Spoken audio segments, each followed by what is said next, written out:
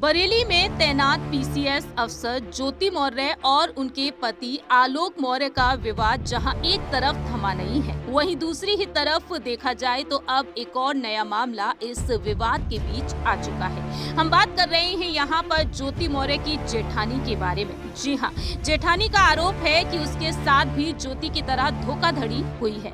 वह भी आलोक मौर्य के परिवार के खिलाफ एफआईआर दर्ज कराने जा रही है। आपको बता दें कि हाल ही में उन्होंने अपने इंटरव्यू में खुलासा किया कि दिक्कत ये है कि मेरे हस्बैंड ड्रिंक पीकर मारपीट करते हैं। 2018 में मैंने भी इन लोगों के खिलाफ स्टैंड लिया था, पर मेरी एफआईआर फाइल नहीं हो पाई।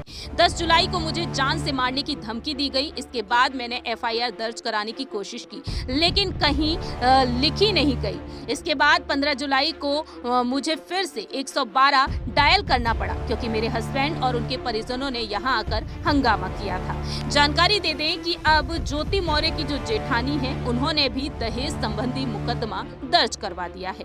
इस मामले में अब देखा जाए तो अब यहाँ पर एक नया मोड़ देखने को मिल रहा है। ऐसे में एक बार फिर से सोशल मीडिया पर बहस का मुद्दा गर्म होता जा रहा है। बता दें आपको कि ज्योति मौर्य की जेठानी शुभ्रा मौर्य प्रयागराज के मऊ आइमा में सरकारी विद्यालय में अध्यापिका के पद पर है। मूल रूप से फतेहपुर की रहने वाली हैं शुभ्रा। साल 2009 में आजमगढ़ के विनोद मौर्य के साथ शादी के बंधन में बंधी थी।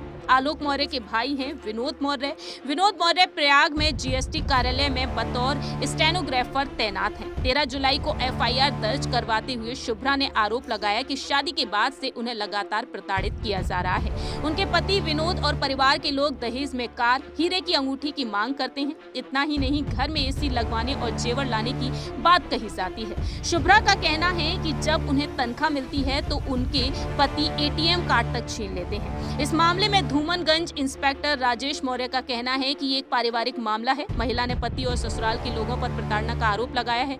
जांच के बाद दोषी के खिलाफ कार्रवाई की जाएगी। वहीं उनके पति विनोद का कहना है ये हमारा निजी मामला है। अब देखा जाए तो आलोक मौर्य के परिवार पर खतरे की तलवार लटकती हुई नजर आ रही है, क्योंकि ज्योति मौर्य का कहना साफ तौर पर रहा है कि आलोक मौर्य और उनका पूरा ही परिवार दहेज की मांग करता था। ऐसे में देखा जाए तो आलोक मौर्य को कहीं ना कहीं डर था कि उन पर एफआईआर ना हो जाए, और ज्योति मौर्य के वकील का यही कहना रहा है कि आलोक मौर्य को कहीं ना कहीं डर सता रहा था। इस वजह से मार्केट में आकर उन्होंने ज्योति मौर्य को लेकर इस तरह की बातें कही हैं कि उनका अफेयर मनीष दुबे के साथ चल रहा है। ऐसे में देखा जाए तो ज्योति मौर्य का कहना भी साफ तौर पर रहा है कि जल्द से जल्द कड़ा एक्शन लिया जाए, क्योंकि आलोक मौर्य ने उनके व्हाट्सएप अकाउंट को हैक कर रखा था। उनकी चैट्स, उनकी प्राइवेट तस्वीरें और कागजात और कुछ डॉक्यूमेंट्स उनके पास हैं, जिन्हें वह वायरल कर सकते हैं। अब इस मामले में देखते हैं कि योगी सरकार के नेतृत्व में कानून व्यवस्था यहाँ पर क्या कुछ यहाँ पर दिखाती हुई नजर आती है। आखिरकार कानून की तरफ से क्या कुछ कड़ा एक्शन लिया जाएगा, ये वक्त के साथ साथ ही पता चलेगा। इस खास रिपोर्ट में इतना ही। बाकी की तमाम अपडेट्स के लिए देखते रहिए नेक्स्ट 9 न्यूज।